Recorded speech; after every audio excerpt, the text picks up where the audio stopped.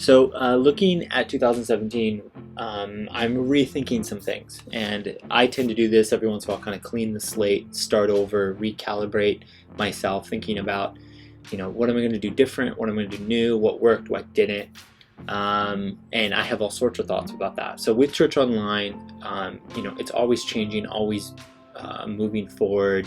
I've been doing Church Online for 6+ years now, and um, there are some big pit holes that I've fallen into. And what I want to help you with is not to fall into some of those things. And what I'm doing with my website and the community is trying to teach you and allow you to learn from some of the things that I've learned from and others have. And so I'm going to be doing a lot of different things this year, and I'll share more of that in the coming weeks. But I want to do a recap and things that, not a recap, but a look forward and kind of a recap at the same time. 5 things that I'm really excited for 2017. And so one is we are simplifying our website, our desktop experience. We're doing a revamp, and a lot of it is around narrowing down our next step options to just some simple options. We have a lot of different ways for people to get lost on our website. And a lot of it is from some good things and some bad things. And so I'm trying to narrow it down so the experience is very focused. And so when people land, this is what I want them to fill out. And that allows to drive more responses. Instead of having 10 buttons, let's have 1 button.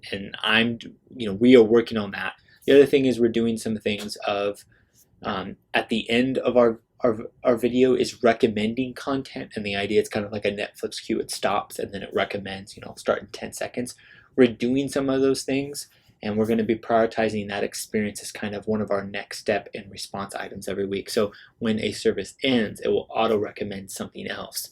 And so somebody wants to, let's say, binge in some way, or somebody's highly motivated, I can make them go down a kind of pathway. Maybe those videos that are teed up are something around driving small groups, because that's really important. So I'm really excited about that. And we're also adding some new experiences. We've been working on for a while an Apple TV app, and so we are going to be launching that at some point in 2017. I still think our TV app experiences in my church context, I think we have to think more about how do we categorize and organize that content. I think there's more we can do there, and that's something I've been thinking about. YouTube is another experience that I want to do more on. We have an outro video that I come on and talk about, but I think there's more I could do on that platform on, maybe vlogging in that context, or doing something, maybe an after show experience. I don't know, but so 1, simplifying experience and expanding. 2, more online meetups. I've done this in another a video training of talking about how we do online meetups, face-to-face meetups, and gatherings. Online meetups have been a great way to focus activity in certain areas. And so I just had somebody email me actually over the past week that said, they live in Cleveland, and they're like, how many people live in Cleveland that are part of the online community? Well, one way, instead of me flying there and doing something, I could do like a Zoom meeting for Cleveland. And the idea is that if there's enough people, I could drive more activity. And so one is I want to do more of those. I want to get better at how we promote it and do it. We've done enough of them that we know what we're doing, but I think we can raise the caliber of how those are organized. I even thought about doing it as like a Facebook Live thing. Is there a way to Facebook Live the thing in our large group so more people can be part of it? And the other thing is empowering more people to do it. So I'm really excited about 2017 to do more of those. Empower more people in our ministry. I've recalibrated and reorganized the way my core leadership team is. I'm moving towards a purpose team. That's something Saddleback as a whole as a church is doing, and I'm bringing that into our context. Our online community has grown a lot in the last 2 years. We've added close to 1,000 new small groups. Our attendance has grown by 30%. And so with that, there's just a lot more things that need to be done. And I've realized more and more that there's a lot of things that I'm kind of a bottleneck for in growth. And I'm doing some things that I don't need to do. And there's some people that are gifted in my community to do, and I got to get out of the way. And I need to get better at getting out of the way.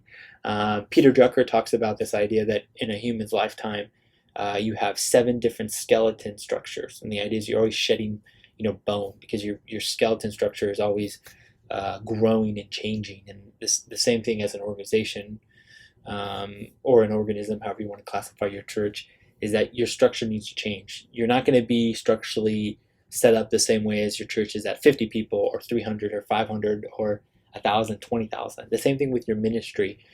There's some things that you're used to doing, but maybe that's the thing that's prohibiting the thing to grow. So I've been thinking about that in my context. 4, continue to invest in my large Facebook community group. I think we're close to 1,700 people in our large group, and there's a lot of things in there. Starting doing regular Facebook Live events, engaging. There's some things now that I'm struggling with that I allow anybody to post on the wall, and I've noticed that there's some just a lot of posting going on, both from me and from my volunteers and from the community. Certain things get shared in there that I find it interesting, that I'm like, I love that prayer request, but maybe that was a little too intimate for that group. So I'm trying to figure out if I need to rethink how I have that. Maybe I need to restrict it in some sense to just people that are admins. I don't know. So I want to invest some energy in how do I be more intentional in that. I'm thinking about buying a Facebook camera, actually, a live camera, a Mimo. I always forget how to pronounce it. And using screencast so I can do some things as a group in there on some live events. I just want to encourage more people to interact with each other and connect with each other, live out the purpose for life. And then 5, local gatherings. This is something that's really been on my mind. I talk about this. You can check out my blog, my training on our gatherings, what we do on jkranda.com.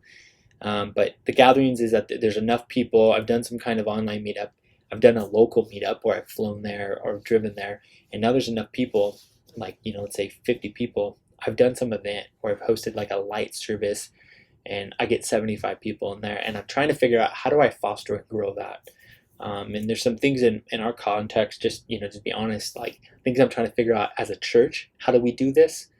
There's some real things that are tangled up that I'm trying to figure out. How can I, in a healthy way, promise something and achieve something, and is it possible? And I think it is. There's some really good things that we've done in certain areas, but I'm trying to figure out. One big thing is, if I go to a group, let's say if I fly somewhere to like Cleveland and I do something, I have 75 people up, what can I promise them? And I think that's the big thing I'm realizing with these gatherings is, if I don't promise them something, or if I don't, it's not necessarily a promise, but if I don't paint a clear picture of, give them vision, without vision people die, or wander.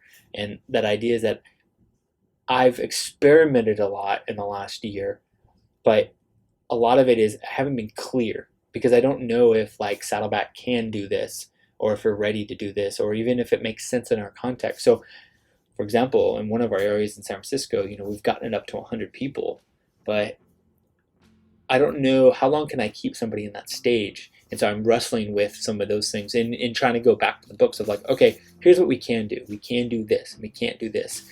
And so, and I have some of those answers, and some of those things we're fleshing out here in the next month or two. So those are the 5 things: simplify experience, expanding some of our apps and so forth, taking YouTube more seriously, online meetups in areas, empowering leaderships, changing up structure, growing our Facebook group, and then our gathering. So those are some things I'm excited for 2017. I will be sharing more here.